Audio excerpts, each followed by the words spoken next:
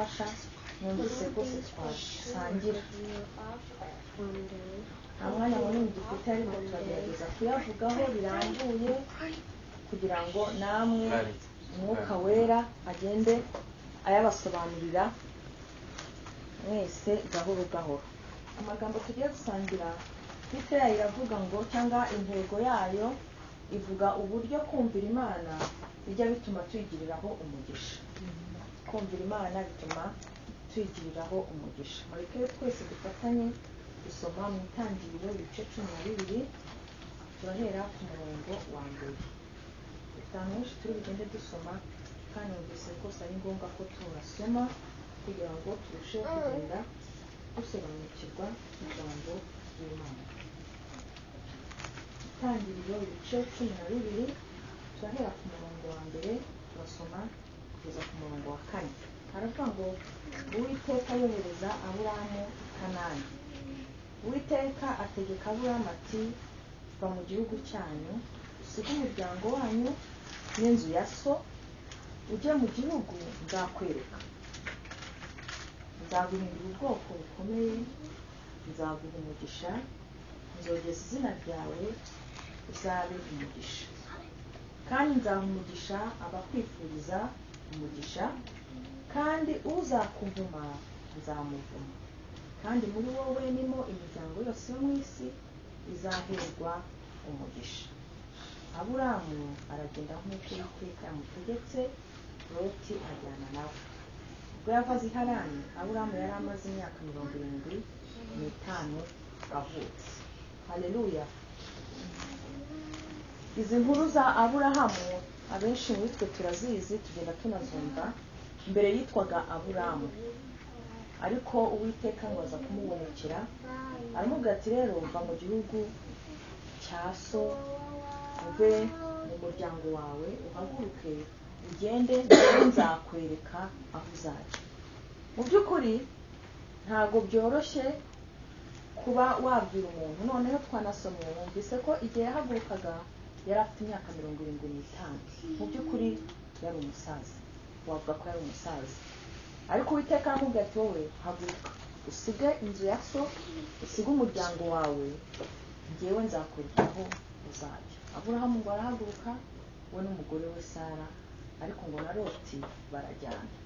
Yemera guhaguruka nk'uko Uwiteka yamutegetse, twasomye ku murongo wa 4. Aburahamu yemeye gusiga inzu ya se. Ntabwo ari ikintu cyoroshye. Mu miryango y'Abisiraheli yabaga ari imiryango minini, noneho ukanahaguruka utazi aho ugiye, ari ukumva gusa ngo ijwi ry'Imana ryambwiye ngo nihaguruke ngende. Yemera gutandukana n'umuryango we, ariko Imana iramubwira ngo haguruka ugende, nzaguhindura ubwoko bukomeye, nzaguha umugisha, nzogeza izina ryawe uzabe umugisha. Aburahamu yumvira Imana arahaguruka. Niba mwibuka neza intego nababwiye numva dushaka ko tuganiraho, ni yerekana uburyo kumvira Imana bijya bituma tuyigiriraho umugisha. Mu mateka ya Aburahamu tuzi yuko hari igihe yigeze abashumba be bigeze kugirana ikibazo n'abashumba ba Loti baramaze guhaguruka. Ku bice 13 umurongo wa 14 kugeza kwa 18 berekana ukuntu bigeze kugirana abashumba kubera nyine inka zabo n'intama, ihene zigenda zororoka, ubanza babibaza intama n'ihene. Noneho ngo abashumba baza kutongana, batonganira ku mariba, batonganira mbese ubwatsi, kubera babaga hamwe bari barahagurukanye. Ariko noneho Aburahamu numva ukuntu ari umuntu w'Imana, abwira Loti ati rero ntabwo abashumba bacu be gutongana, ahubwo reka noneho wowe uhitemo, dore ikibaya ngo kiri imbere yawe, uhitemo aheza ushaka abari gutanga. Loti ngo araranguza amaso ahantu hari ubwatsi bwiza butoshye, arahaguruka arahafata. Ahasigaye niho Aburahamu yagiye we n'abashumba. Mu by'ukuri twese turi abantu, namwe mutekereze uhagurukanye n'umuntu nawe umuhagurukije, niwe ufite isezerano ry'Imana, waragukurikiye. Aho abashumba bashwaniye none urangize unahindukira umuguti rero twe gupfa rwose ubusa. Ku murongo wa 8 ngo Aburahamu yabwiye Loti ngo he kubaho intunganya kuri jye nawe no kubashumba bacu kuko turi abavandimwe, mbese igihugu cyose ntikiri imbere yawe. Ndakwinginze tandukana nanjye, nuhitamo kujya ibumoso nanjye nzajya iburyo, cyangwa nuhitamo kujya iburyo nanjye nzajya ibumoso. Mwumve no kuri Aburahamu rwose abwira Loti ati wowe hitamo he kuba intunganya. Ariko Loti ahitamo. Loti ngo arambura amaso abona ikibaya cyo kuri Yorodani cyose ngo yuko kimese hose hose, Uwiteka atarimbura Sodomu n'i Gomora ngo icyo kibaya kugeza isowari cyari kimeze nka ya ngobyi y'Uwiteka nk'igihugu cya Egiputa. Nuko Loti yihitiramo ikibaya cyose cyo kuri Yorodani ajya iburasirazuba, baratandukana. Loti rero ngo amaze gutandukana na Aburamu, Uwiteka abwira Aburamu ati rambura amaso urebe, uhera aho uri hano ikasikasi n'ikusi n'iburasirazuba n'iburengerazuba, igihugu cyose ubonye ni wowe nzagiha n'urubyaro rwawe iteka ryose, kandi nzagwiza urubyaro rwawe ruhwane n'umukungugu wo hasi. Umuntu yashobora kubara umukungugu wo hasi, urubyaro rwawe narwo rwazabarika. Uwiteka abona uko gukiranuka kwa Aburahamu agize, aravuga ati rwose ni nka yavuga ati wowe ntugire ikibazo cy'uko Loti ahisemo aho urebesha amaso ukabona rwose hanese hameze neza, ntugire ikibazo, ahubwo wowe urambura amaso yawe, nawe niba hariho wabasha kubara umukungugu, nawe ni ku rubyaro rwawe ruzangana. Kubwo kumvira Uwiteka Aburahamu agirira umugisha k'Uwiteka. Ikindi twasomye ni uko Uwiteka amubwiye ngo haguruka ugende ngo nzakugira sekuruza w'amahanga, mbese muri wowe Aburahamu niho amahanga azaherwa umugisha. Izindi nkuru za Aburahamu ntabwo turi gusoma byose, ariko kubwo kumvira Imana, buriya mbere yitwaga Aburahamu nk'uko nababwiye, ariko Uwiteka amuhindurira izina amwita Aburahamu. Imana yemeye ko bajya inama kubwo kumvira Uwiteka. Muzi yuko Aburahamu yagiye agira umugisha w'Uwiteka kubwo kumvira, nicyo nahereyeho, uburyo yemeye guhaguruka agasiga inzu ya se. Uwiteka akamwati nzaguha umugisha. Umugisha wa mbere ni uko yabaye inshuti y'Imana. Umunsi hahandi Loti yagiye gutura, ngo ndi kugira ngo n'aba bana bumve izo nkuru neza nazo zibafashe, hahandi Loti yahisemo hasa neza, niho hitwaga Sodomu n'i Gomora. Abantu baje gukora ibyaha, Imana ijya kuharimbura.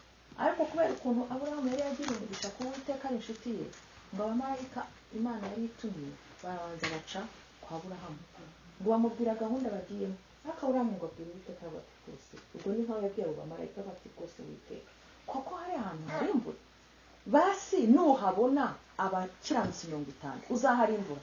Uwiteka aramubwira ati rwose nibaboneka 50 sinzaharimbura. Ngo Aburahamu aratekereza ariko nkurikije ibyaha by'i Sodomu n'i Gomora 50 ashobora kutaboneka, ngo agenda agabanya umubare. Uwiteka nawe akamubwira ati nabo nibaboneka nta kibazo, kugeza n'aho yavuze ngo 5 ngiramo, yumva ari 5. Uwiteka nagamubwira ati nta kibazo, abo nabo nibageramo sinzaharimbura. Ndumva bitangiriye ibice 21 umurongo wa mbere.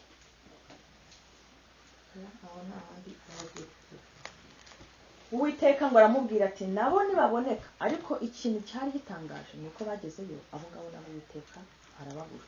N'umuryango we Loti Imana yanze kurimbura, Uwiteka abamarayika barabwira ati mwebwe mugende muhungire kuri uriya musozi. Wumva Loti ngo aravuga ati hariya ntitwahagera. Marayika aramubwira ati ntacyo. Loti ngo aramubwira ati reka basi duhinira aha. Mwumva ukuntu kutumvira Uwiteka ari akaga. Umusozi Uwiteka yarababwiye cyangwa abamarayika b'Imana bari batumiye, Uwiteka aravuga ati mwebwe muhungire kuri uriya musozi. Loti ati ntabwo rwose umuriro waza kugera umuriro ushobora kuza kwaka tutarahagera, reka duhinira aha. Marayika nabwo aravuga ati nta kibazo nimuhajye. Ariko muri uko kugenda kwabo, kubera kutumvira Imana, kubera ko batahagurukanye n'Imana, Mukaroti ngo bahindukiye inyuma areba hahana avuye hashyaze, abahindutse inkingi y'umuntu. Ku bantu bajya mu Isiraheli gutembera bavuga ko iyo nkingi y'umuntu na n'uyu munsi igihari. bamaze no kugera hakurya aho bahungiye ngo abakobwa ba Loti baha ise inzoga vino arasinda, barangije baryamana na se babyara abana aribo niba mwumva abamowabu sinzi n'abandi. Kubera iki? Bagiye ku musozi bihitiyemo atariho Uwiteka yababwiye. Kumvira Uwiteka rero bijya bihesha abantu umugisha. Aburahamu yumviye Uwiteka bimuviramo kuba sekuruza w'amahanga. Ikindi kintu gikomeye Aburahamu yakoze ngo Uwiteka aza kumugerageza. Aburahamu yamaze imyaka myinshi atabyara we na Sara, kugeza n'aho Uwiteka yari abahaye iryo sezerano ngo barinda bacura rwose. Sara aracura, ariko Uwiteka aramubwira ati umwaka utaha iki gihe ariko bari bahageze ngo uzaba ukica umwana w'umuhungu. Sara yabanje no kwirwanirira aravuga ati ubanze ibintu Imana yavuze bitagishobotse, dore naracuze sinkunabyara. Aravuga ati abwira Aburahamu ati wowe fata umwe mu baja bawe, ahari uwo ni we Uwiteka azaduheraho umugisha. Aburahamu aryamana n'umuja we babyara Ishimayeli, ariko Uwiteka ati ntabwo kuri Ishimayeli ariho navuze, ahubwo uzava mu nda ya Sara niwe nzaha umugisha. Sara aza kubyara Isaka. Urumva umwana yabyaye mu by'ukuri muri iyo myaka yose barategereje, ariko Uwiteka ngo aramugerageza. Baramubwira ati Aburahamu we fata Isaka ujye kumuntambiraho igitambo. Iyo bavuze gutamba igitambo, Abisirayeli bafataga iryo tungo, niba ari ihene niba ari intama, bakayica, niba ari inka bakayishyira ahantu ku gitambo. Iyo Uwiteka yabaga rero yishimiye icyo gitambo, umuriro wavaga mu ijuru ugatwika cya gitambo. Ni nka sinye, ni nk'ikimenyetso Imana yabaga yeretse abatanze igitambo ko yakishimiye. Uwiteka aramubwira ati rero fatana Isaka wawe ugende ku musozi ujye kuntambira igitambo aricyo Isaka. Mwumva uburyo Aburahamu yari umutima we yari yawushyize ku Mana, yumva agomba kuyumvira ngo afata wa mwana nta gushidikanya. Aramubwira ati rero Isaka ngo amwikoreze udukwe n'abagaragu ngo bagiye gutamba igitambo. Ntiyababwira Sara baragenda. Ngo bageze hafi y'ahaza gutambira igitambo, ngo abwira abagaragu bati mwe musigaye hano gato. Ajya imbere hari afata n'umwana we amushyira ku gitambo aho agiye gutamba igitambo. Ngo abanguye icyuma agiye kumwica, ngo marayika ahita amubwira ati Aburahamu we kwica uwo mwana, kuko Uwiteka yamaze kubona umutima wawe. Ngo ahubwo arahindukira ngo abona intama Uwiteka yateguye abaretambaho igitambo, agaruka atishe wa mwana. Ariko Imana yari ibikoze kugira ngo irebe koko mu by'ukuri niba Aburahamu akunda Imana, na cya kintu kimwe Imana yamuhaye akanakibona bimugoye, niba koko abasha niba yakirutisha Imana. Ariko Aburahamu umutima we wari wuzuye kumvira Imana kugeza ku rwego yiyambura umwana yari afite umwe rukumbi, yabonye nabwo yaratagangaye, ariko akumva uwo nguwo nawe ntabwo aruta Imana. Haleluya. Kumvira Imana bijya bituma twigiriraho umugisha. Maze Aburahamu nawe Imana imuha umugisha, Imana imuha umugisha pe, kuko yayumviye. Dusoma Itangiriro ibice 24 ku murongo wa mbere, aravuga ngo Aburahamu yari ashaje ageze mu zabukuru, kandi Uwiteka yari yarahaye Aburahamu umugisha kuri byose. Amen. Uyu mugisha Aburahamu, Imana, ijambo ry'Imana twitse ko Imana yari yamuhaye umugisha kuri byose kubera yuko yayumviye. Kumvira Imana bijya biduhesha kuyigiriraho umugisha. Niba mwibuka neza, Isaka amaze nawe gukura, ngo Aburahamu yohereza umugaragu we ngo ajye kumushakira umugore. Isaka nawe yagize umugisha ku bwa se Aburahamu. Abana Isaka nawe abyarimo aribo Yakobo na Esawu, nabo Yakobo niba mubizi neza nawe yagiriye umugisha, yagize umugisha mwinshi ukomoka kuri se yamuhaye, kugeza naho Yakobo ariwe waje kwitwa Isiraheli. Kiriya gihugu cyitirirwa umwuzukuru wa Aburahamu. Kubera iki? Kubera ko Aburahamu yumviye Uwiteka, bimuhaniriza no gukiranuka, ndetse bituma Imana imuha umugisha. N'ijambo ry'Imana ryerekana ko Imana yamuhaye umugisha muri byose, kugeza n'ubwo Abisirayeli nabo bagiye bagira umugisha. Ni igihugu natwe twese tuzi, ariko iyo twumva amateka yacu bamwe ntituragira n'amahirwe yo kuhagira, ariko twumva ko ari ubwoko Imana yitoranirije. Imana ibufata nk'ubwoko bukomeye, iravuga ngo aba ni abana banjye. Twebwe tubarwa nk'abanyamahanga kuko twabonye imbabazi z'Imana tubikuye kuri Kristo Yesu. Ariko Abisiraheli bo ni ubwoko Imana yitoranirije, ariko uwo mugisha bagiye bawukura kuri Aburahamu sekuruza wabo, ariko nawo uturuka ku buryo Aburahamu yagiye yumvira Imana kandi akigomwa ibintu byose. Twese abantu turi hano turi ababyeyi, uretse n'ababyeyi n'undi muntu wese afite ikintu gikomeye yumva atapfa kurekura. N'uwakubwira ngo umwana wawe umutambe, wakwemera ukapfa, wakwemera ukareka ibindi byose, uwo mwana ntumurekure. Ariko rero Imana kuguha umwana ushaje byararangiye, nawe warakuye y'amazi, ikavuga ati none ndashaka ko uwo mwana unamujyana ukamutamba, uzi neza ko ubwo ibyo birangiye. Ariko Aburahamu aremera ararekura, aravuga ati rwose uyu mwana ni Imana yamumpaye, aramushorera. Ariko yumvaga ko ubushuti bwe n'Imana nta kintu na gito cyabuhungabanya, nubwo yaba ari umwana we yabyaye. Gutegeka kwa kabiri igice cya 11 ku murongo wa 13 haravuga ngo nimugira umwete wo kumvira amategeko yanjye mbategeka uyu munsi, ngo mukunde Uwiteka Imana yanyu, muyikoreshereze imitima yanyu yose n'ubugingo bwanyu bwose. Nzavubira igihugu cyanyu imvura mu bihe bikwiriye, imvura y'umuhindo n'iy'itumba, kugira ngo musarure imyaka yanyu y'impeke na vino yanyu n'amavuta ya elayo yanyu. Kandi nzamereza amatungo yanyu ubwatsi mu nzuri zanyu, muzarya muhage. Mwirinde imitima yanyu itoshwa mugateshuka, mugakorera izindi mana mukazikubita imbere, mukikongereza uburakari bw'Uwiteka akaziba ijuru, akica imvura ubutaka ntibwere imyaka yabwo, mukarimbuka vuba mukava mu gihugu cyiza Uwiteka abaha. Icyo nari ngambiriye hano kubabwira ni hariya hantu Mose yabwiye Abisiraheli, aravuga ati nimwumvira amategeko y'Uwiteka Imana ibategeka uyu munsi, nzabaha umugisha. Igenda itondekanya imigisha itandukanye. Mu by'ukuri kumvira Imana bijya bituma tuyigiriraho umugisha. Hari igihe utabona umugisha w'ako kanya, cyangwa mu buryo bwawe nawe warebesha amaso ukavuga uti ese ko ngendera mu nzira z'Imana, ko ngerageza gusenga, ko ngerageza kubaha Imana, ko ngerageza kwirinda, ariko ukabona umugisha ntabwo ari ikintu uri kubona ngo gifate. Ariko burya kumvira Imana bene data bigira umugisha. Niyo haba hari ibyo utabonesha amaso, haba hari ibindi byinshi Imana iba yakoze mu buryo bw'umwuka twe tutanabona. Ariko Imana nta na rimwe ijya yirengagiza umuntu ugerageza kuyumvira. Mose yabaye ibwami, arererwa kwa Farawo, agubwa neza, yari igikomangoma kuko yitwaga umwana wa Farawo. Ariko ngo arabireba, Imana yumva Imana yo mu bwoko bwabo bw'Abisiraheli atayirutisha kubaho neza kwa Farawo umwami. Yemera kureka kwitwa umwana wa Farawo ngo ahubwo ajya kurenganyirizwa hamwe n'ubwoko bwabo.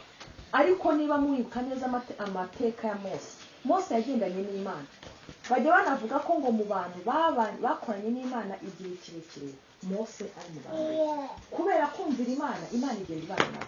Hari ahantu Mose ngo ajyaga abwira Uwiteka avuga ati nutajyana nawe ntudukuremo. Mwana Uwiteka avuga ati nzabaha marayika wo kugendana namwe.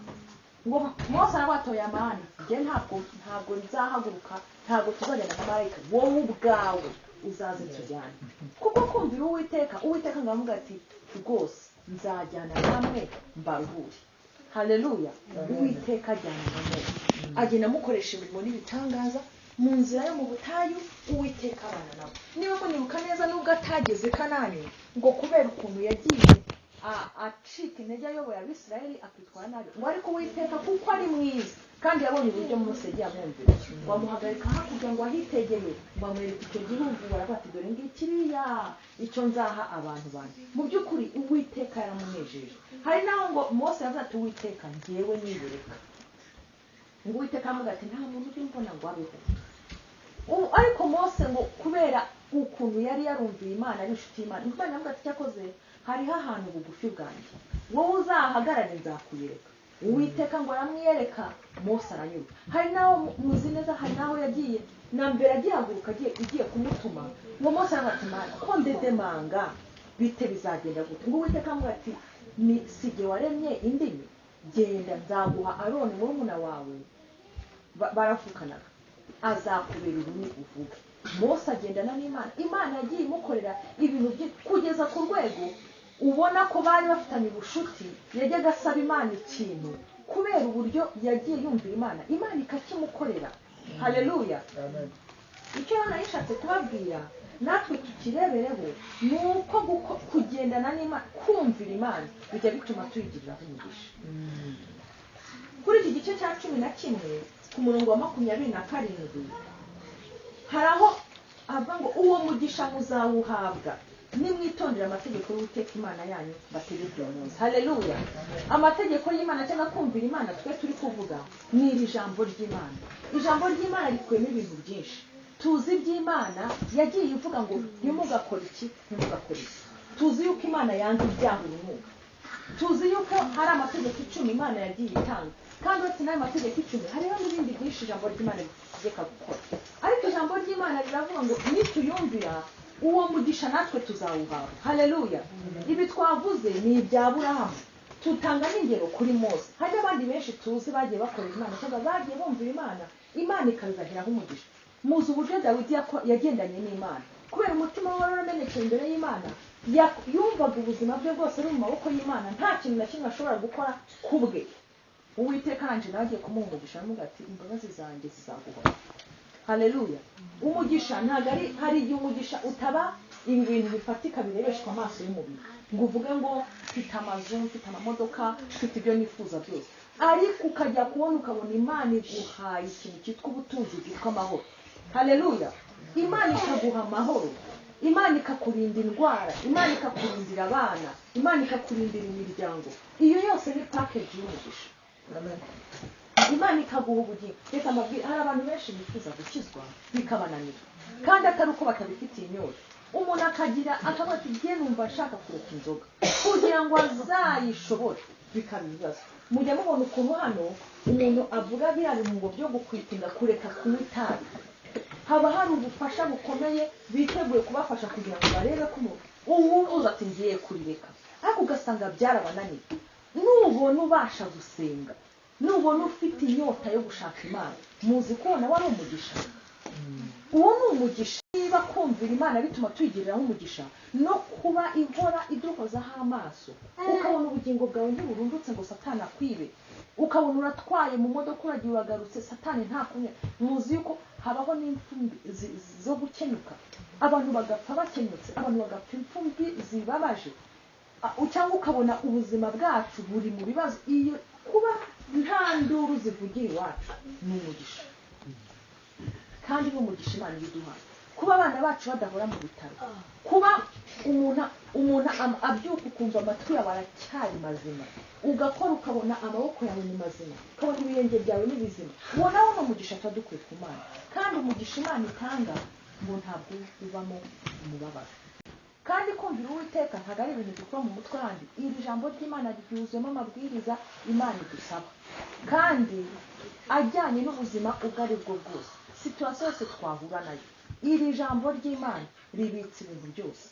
Iyo rero Uwiteka ngo wumvire amategeko, ngo wumvire amagambo nkubwira uyu munsi, nta yandi, ni ukuvuga ngo wumvire icyo iri jambo ry'Imana rivuga, niho tuzayigiriraho umugisha. Yesu yigisha abigishwa be gusenga, arababwira ngo mujye musenga ngo ubwami bwawe buze, icyo ushaka kibe mu isi nk'uko kiba mu ijuru. Ntabwo twagize umugisha wo kubaho ku ngoma z'abami, ariko twagiye tubyumva uko byanga bimeze. Ubwami butandukanye n'ubutegetsi bwa repubulika. Ku bwami ho abantu barayoboka, umwami aba ari hejuru, icyo avuze abo hasi bakayoboka. Hariya Yesu yabwiraga abantu ngo bavuge ngo bajye basenga ngo ubwami bw'Imana buze, niho kuvuga ngo icyubahiro cy'Imana, ubuyobozi bw'Imana buri hariya hejuru nibumanuke buze mu mitima yacu, kandi cy'Uwiteka nk'uko mu ijuru bajya bumvira, natwe hano mu isi ariko ubu bwami rero bw'Imana ntabwo buba mu byenge kwa ngo Mana ngo rwose ngo ibi ngibi ngo oya. Imana ni autorité absolue, ni ukuvuga ngo ntabwo ujyaho ngo ujye kuyibwira ngo mana ngo bigenze gutya ngo bigenze gutya. Amategeko yayo aratunganye, icyacu ni ukuyumvira. Iyo tuyumviye tugira umugisha. Na Aburahamu burakura kumvira, niwe yabashije no kunegosa n'Imana avuga ati Mana ibyo kurimbura byo ndabona wabigambiriye, ariko se nuhagera ugasanga hari umubare uri n'uri we kuharimbura, Uwiteka namwe ati rwose Aburahamu nanjye nimpagera nkasanga uwo mubare wavuze nta kindi bukora. Ibyago byacu nuko yagezeho uwo mubare ntawubona. Ariko urumva nubwo amategeko y'Imana arahura, iyo wumvira Imana ujye wigiraho umugisha n'ibyo abandi badakora, n'amahirwe abandi batagira, wowe ukayagirira ku Uwiteka kuko wayumva. Ngo muri Yohana ibice 11:15 naho umurongo dusorezaho, Yesu aravuga ngo nimunkunda muzitondera amategeko yanjye. Haleluya. Ubundi mu buzima busanzwe umuntu wumvira no kumukunda, ukumva ushaka kumunezeza, ukumva wifuza kwagubwa neza. Yesu yabwiye abigishwa arababwira ngo nimunkunda muzitondera amategeko yanjye. Kandi iyo witondeye amategeko y'abantu cyangwa y'umuntu, mu yandi magambo uba umwumviye. Intego y'iri jambo twari dufite ni uko ngo kumvira Imana bijya bituma twigiriraho umugisha. Mu buzima bwacu mureke twitoze kumvira Imana. Niba icyaha ari icyaha, twumvira Imana tukireke. Ijambo ry'Imana riba ritubwira ngo ukunde mugenzi wawe nk'uko wikunda. Ibyo ni itegeko Imana yaduhaye. Icyacu ni ukuryubahiriza. Kandi reka mbabwire, umuntu witoza kumvira Imana ntabwo ajya abyicuza. Uyu munsi wa none ushobora kumvira Imana ntubone umusaruro nk'uko ubyifuza, ariko nubigerageza mu buzima bwawe ukiha intego mu buzima bwawe yo kubaho mu buzima bunejeje bwumvira Imana, nta na rimwe tuzabyicuza. Hari igihe Imana itubuza ibintu cyangwa ijambo ry'Imana rikadutegeka ibinyuranye no kwifuza kwacu, rimwe na rimwe tukumva biratuguye nabi, ntitubone n'icyiza cyabyo uyu mwanya, ariko kwitoza kumvira Imana bizatugirira umumaro muri ubu buzima. Kandi mwumvise ko n'ijambo ry'Imana ryavuze ngo n'urubyaro rwawe ruzagukurikira. Hariho ibintu dushobora gukora uyu munsi wa none twebwe ababyeyi kubwo kumvira Imana, aba bana bacu bakazaba mu buzima bw'umunezero n'umugisha, kubera ko twebwe ababyeyi bacu twumviye Imana. Twitoze ni urugendo, ntabwo ari ikintu uvuka mu gitondo witwe ngo uyu munsi shyizeho kashe biremeye. Ariko twitoze. Imana ni umubyeyi, kandi Imana yo ireba hirya aho twe tutareba. Umwana ashobora kuza agasaba umubyeyi ikintu, umubyeyi akamubwira ati ntakiguhe. Umwana akababara akibwira ko umubyeyi atamukunda, ariko kuko umubyeyi aba yarebye hirya, hari igihe abona icyo kintu wasabye uyu mwanya kidakenewe cyangwa nta n'ikintu kigufitiye, nta mumaro kigufitiye. Ariko nk'uko ijambo ry'Imana rivuga ngo nta mwana wasaba umubyeyi ifi ngo umubyeyi amuhe inzoka, ntabwo bishoboka. Kandi ntabwo umwana ashaka kugusaba umugati ngo uhindukire umuhe ibuye ngo ese ko muzi guha abana banyu ibyiza kandi biri babi, ngo Uwiteka cyangwa Imana yo mu ijuru nizabura kubaha ibyiza kandi ari umubyeyi wacu. Imana ni umubyeyi wacu. Hari ijambo ryiza mama yajyaga atubwira kandi byaranejeje, mu gihe tutazi turi kumwe ryagiye rinyubaka. Imana iri hejuru y'umubyeyi wawe. Urukundo umubyeyi wawe agukunda, ujye wumva ko none Imana yo igukunda ruri hejuru. Hari naho Bibiliya ivuga ngo umubyeyi ashobora kwibagirwa umwana we yabyaye, umva ntagire ngo n'impuhwe ntababarire uwo yabyaye, ariko ngo Uwiteka we ntabwo ashobora kutureka. Mureke rero tumwishingikirizeho kandi twitoze ubuzima bwo kumwumvira pe, bitinde bitebuke. Buri wese azajya avuga ati njye nabonye umusaruro uva mu kumvira Imana. Mureke dusenge Imana tuyisaba ngo iduhe umutima wo kumvira. Impamvu tuyisenga tubisaba ni uko atari ikintu cyoroshye kumvira Imana, kuko akenshi umurongo Imana igiye kugenderamo mu by'ukuri ubu ku maso yacu cyangwa ku mubiri cyangwa mu bwenge bwacu uba ari umurongo ugoye kubahiriza, ariko iyo twawemeye tukawucamo ujya utubera umugisha. kubera kuri Aburahamu bumviye Imana, kandi na n'uyu munsi Aburahamu aracyavugwa, na n'uyu munsi ubwoko bwa Isirayeli bwamukomotseho. kubera iki? kubera ko yemeye kumvira Imana kandi agakora ikintu kisa nk'aho ari icy'ubugoryi ariko cyiza. uzi guhaguruka nk'ubuhangaye Imana ikavuga ati aha bo kwa Mitali muzinge muhaguruke mugene nzareka aho mujya, ugasiga iyi nzu yawe ukigendera utazi naho ugiye. ariko ngo kubera icyo kintu bakoze, Uwiteka ngo amubwira ngo nzaguha umugisha, ngo kandi uzaba umugisha. murumva yamuhaye umugisha, irangije imuhindura n'umugisha. iravuga ngo uzakwifuriza umugisha nzawumuha, ngo kandi n'uzakuvuma nzamuha. umwuzukuru we Yakobo kubera umugisha yakomoye, kubera ko Aburahamu ari umugisha, ni ukuvuga ngo ni uruhererekane rw'umugisha. Yakobo yagiye kwa Labani, hahandi yagiye agamara imyaka 7 agira ngo bamuhe umukobwa, baza bakamuha undi. uzi ko hari n'igihe Sebuko yajyaga amujijisha ngo akamurebera niba ari ngukene, niba ari impamvu, niba ari ngo akamuha izo mbese izo yita ko zitororoka. ariko kubera umugisha ngo Yakobo ngo akagira cyase zo kunabyo ngo n'uduti n'iki, ngo bwacya agasangiza yamuhaye zose nizo zonyine zororoka. kubera iki? umugisha.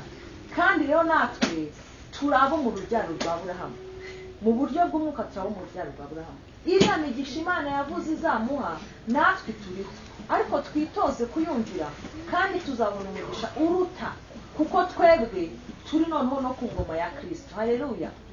twebwe turi abo mu gihe cya Yesu Kristo. niba abantu barabonye umugisha mbere ya kiriya gihe, twebweho dufite umugisha urenzeho, kuko twebwe noneho turi abakomoka ku mbabazi n'amaraso Yesu yamennye ku musaraba ku bwacu. kandi pe niba ngiye kugeza ubu ntabwo nabyicuza, kuko mbona ko kugira neza kw'Imana kugenda kutubonekaho uko bukeye kandi nuko bwije. mureke dusenge Imana tusabe kugira ngo dukomeze kuyumvira kandi dushoboze twese, tubigire intego, tubigire icyifuzo n'abana bacu. namwe mwese bana mubyumve, mwitoze kumvira Imana. kandi n'ubu ngubu nubwo mukiri bato, ariko icyiza murakizi n'ikibi murakizi, mujye mubyimenyereza kuko bibafite mwebwe umumaro, kandi bifite n'umumaro n'abazabakomokaho bose. Haleluya! mureke dusenge Imana. Mana turagushimiye kuri uyu mugoroba, turaguhimbaje kubw'ineza yawe n'ubuntu tugirira. tumaze gusoma ijambo ryawe, twize ku bantu bagiye bakora